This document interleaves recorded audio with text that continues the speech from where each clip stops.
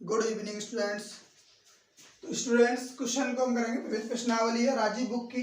तो question number 1 है, दो क्रमागत धन पूर्णांकों का गुणनफल 2 से विभाज्य है, क्या यह कथन सत्य है या असत्य है? कारण दीजिए। देखो आपको पता होना चाहिए कि जब भी हम दो क्रमागत संख्याओं को मानते हैं तो क्रमागत संख्या हम कैसे कह सकते हैं, जैसे 1 और 2, 2 और 3, यानी जिनके बीच का डिफरेंस 1 हो उन्हें हम क्रमागत संख्या बोलते हैं, यानी जो लगातार कंटिन्यूस होती हैं। ठीक है ना। तो अगर हम, और उसमें एक चीज कॉमन और आपने देखी होगी, जब हम लगातार संख्या लेते हैं तो पहली जो संख्या होती है उसको क्या कहते हैं? एक संख्या उसमें विषम होती है, दूसरी सम होती है। जैसे हमने लिए 1 और 2, तो एक संख्या क्या है? विषम, और एक क्या है? सम। ऐसे 2 और 3 लिया, 2 सम है, 3 विषम है। ऐसे ही 101 और 102 ले लें तो 101 विषम है, 102 सम है।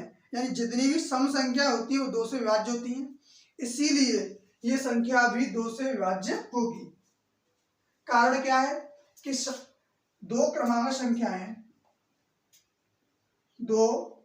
संख्याएं जब होंगी ना तो कैसे होती है? विषम इंटू सम। जब भी हम संख्याएं क्रमागत लेंगे तो एक संख्या विषम होगी और दूसरी संख्या सम होगी। ठीक है ना। और ये सम और विषम है।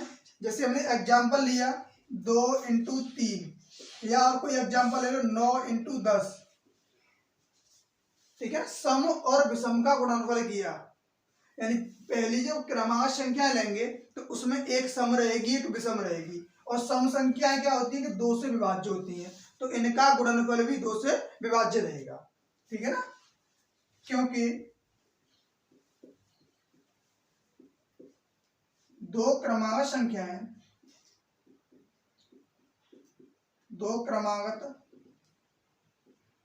संख्याएं सम व विषम होती हैं,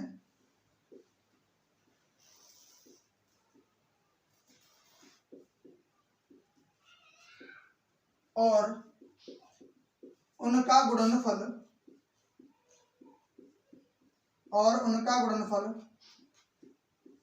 सम होता है। देखो 2 और 3 का गुणा करेंगे तो कितना है? 6। 6 एक सम संख्या है। 9 90 होता है, 90 भी सम संख्या है। तो ये और सम संख्या 2 से विभाज्य होती है, 2 से विभाज्य होती है, इसीलिए यह कथन कैसा है? सत्य है। ठीक है ना। कथन सत्य है।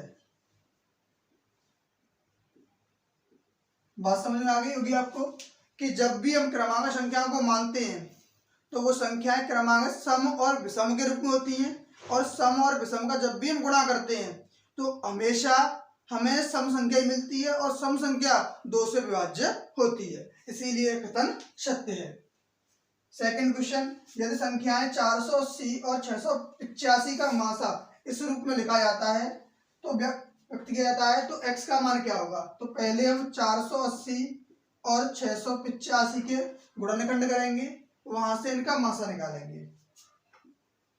480 और 685, 480 गुणनखंड करेंगे 2 इंटू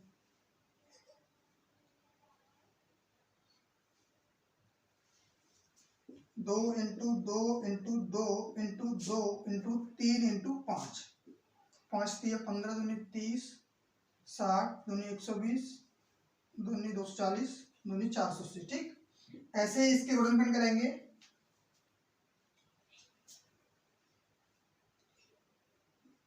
5, इसके एक बार गुणनखंड करके देख लेते हैं। 685 में 5 से भाग लगेगा पहले। 5 एकम 5, 5 3 15, 5 7 35, 5 इंटू 137। ये इसके अभाज्य गुणनखंड रहेंगे। तो इन दोनों में जो भी कॉमन पार्ट है वो क्या है? 5, और यही इन संख्याओं का मासा रहेगा। कितना? 5 आएगा। अब इसी मासा को इस रूप में व्यक्त किया गया है, यानी 5 को हमने लिखा हुआ है 480x माइनस 475। अब देखो 475 को इधर पक्षांतर करेंगे तो 5 प्लस 475 बराबर 480 एक्स। इन दोनों को प्लस करेंगे तो 480 हो जाएगा बराबर 480 एक्स, और 480 से 480 एक बार कट जाएगा, यहाँ से x का मान 1 आ जाएगा। बात समझ में आ गई। देखो पहले इनके हमने वाच्य गुणनखंड किए, फिर जो भी पार्ट कॉमन रहेगा वो उसका मासा होता है, और 5 इसका मासा आया था, और मासा को हमने इस रूप में व्यक्त किया था। दोनों को सॉल्व किया, x की वैल्यू 1 निकल के आ गई। थर्ड क्वेश्चन, वह बड़ी से बड़ी संख्या ज्ञात कीजिए जिसमें 70 और 125 को भाग देने पर, जिससे 70 और 125 को भाग देने पर शेषफल 5 और 8 प्राप्त होता है। तो आप एक चीज याद रखोगे, जब भी छोटी से छोटी संख्या निकाली जाएगी तो उन संख्याओं का हम हमेशा लाशा निकालते हैं, और बड़ी से बड़ी संख्या होगी तो संख्याओं का मासा निकालते हैं।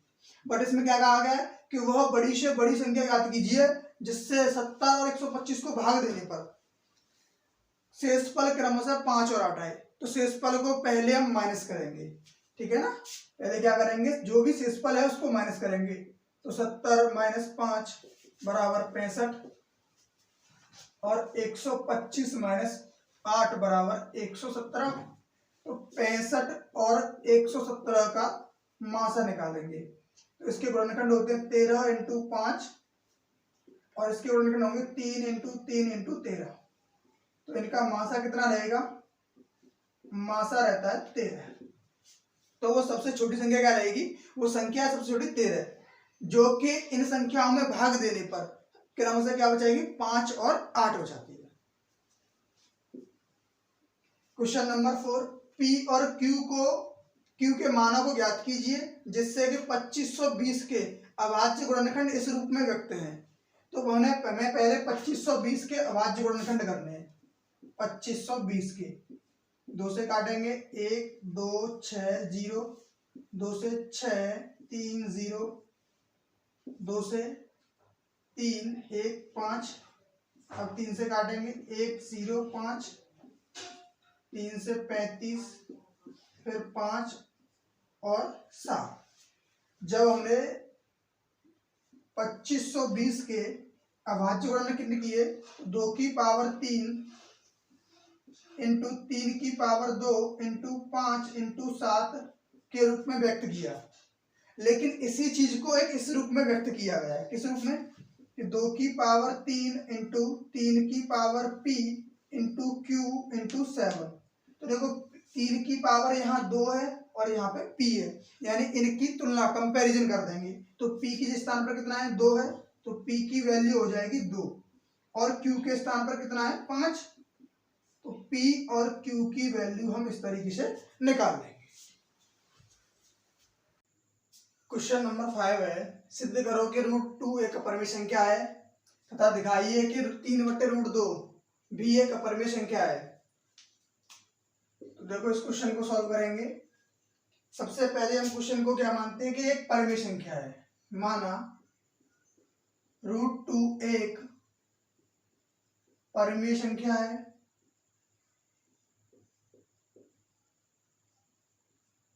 परिमेय संख्या है। अगर ये परिमेय संख्या है तो इसको p/q के फॉर्म में लिखेंगे। p/q इक्वल्स टू √2 बटे जहां p और यहाँ q डज नॉट इक्वल 0 रहता है, और p और q अभाज्य व पूर्णांक संख्या है, सहभाज्य और पूर्णांक संख्या है। अगर ये पूर्णांक संख्या है, क्योंकि इनको हमने p/q के फॉर्म में लिखा हुआ है, ये एकदम पूर्णांक संख्या रहती है, ठीक है ना। चलिए अगर इसको हम सॉल्व करेंगे तो p equals to √2 into q हो जाएगा, और दोनों पक्षों का जब वर्ग करेंगे, दोनों पक्षों का वर्ग करने पर ये हो जाएगा p² बराबर 2q²। यानी इससे एक बात स्पष्ट होती है कि दो जो है p² जो 2 से विभाजित है, p² 2 से विभाजित है, p² 2 से विभाजित है, तब p भी 2 से विभाजित होगा। P भी 2 से विभाजित होगा। अब हम यहाँ पे P की वैल्यू 2n पुनः मानते हैं। पुनः माना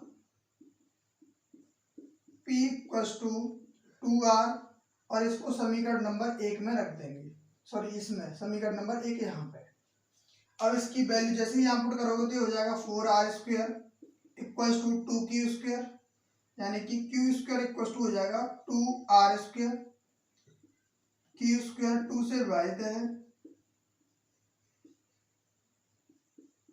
2 से विभाजित है, तब q भी 2 से विभाजित होगा।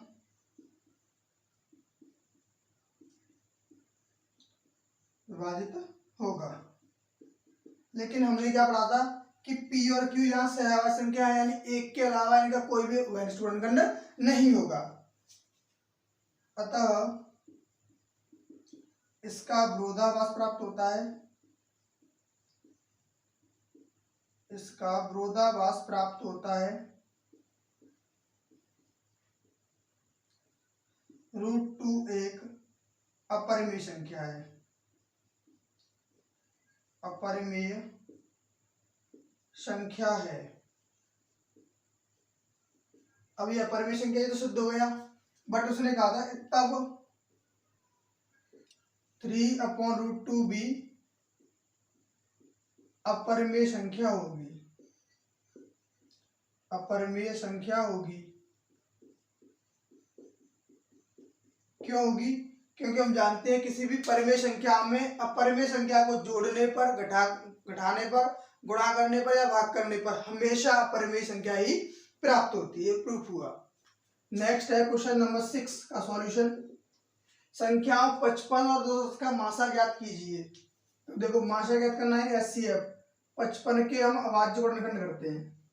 55 के अभाज्य गुणनखंड 5 × 11 और ऐसे ही 210 के गुणनखंड करेंगे तो 2 × 3 × 5 × 7।